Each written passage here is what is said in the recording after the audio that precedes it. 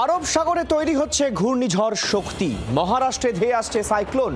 ঘূর্ণিঝড় বর্তমানে দ্বারকা থেকে প্রায় ৩০০ কিলোমিটার পশ্চিম এবং পোরবন্দর থেকে ৩৬০ কিলোমিটার পশ্চিমে অবস্থান করছে। মৌসুম ভবন জানাচ্ছে আজ শনিবার এটি আরও প্রবল শক্তি বাড়িয়ে ঘূর্ণিঝড়ের আকার নিচ্ছে, যার ফলে মহারাষ্ট্রের একাধিক জায়গায় সতর্কতা জারি করা হয়েছে মৌসুম ভবনের তরফে। সাইক্লোন শক্তি উপকূলের দিকে যত এগিয়ে আসবে, বৃষ্টির সঙ্গে হাওয়ার গতিবেগ তত বাড়বে বলে পূর্বাভাস দেওয়া হয়েছে।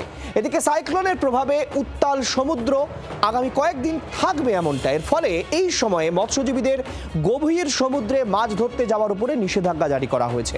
মূলত গুজরাট এবং মহারাষ্ট্রের উপকূলবর্তী এলাকায় সমুদ্র উত্তাল থাকার সম্ভাবনা রয়েছে। পাকিস্তানের উপকূলে এর প্রভাব পড়বে বলে জানা যাচ্ছে। ৫ই অক্টোবর মানে আগামীকাল পর্যন্ত বাতাসের গতিবেগ ঘন্টায় ৫৫ কিলোমিটার সর্বোচ্চ হতে পারে ৬৫ কিলোমিটার পর্যন্ত। তবে মৌসুম ভবন জানিয়েছে সমুদ্রপথে আসার সময় ঘূর্ণিঝড়টি কতটা শক্তি সঞ্চয় করছে তার উপর নির্ভর করবে ঘন্টায় স্থলভাগে আছড়ে পড়ার সময় এর গতিবেগ কত হবে।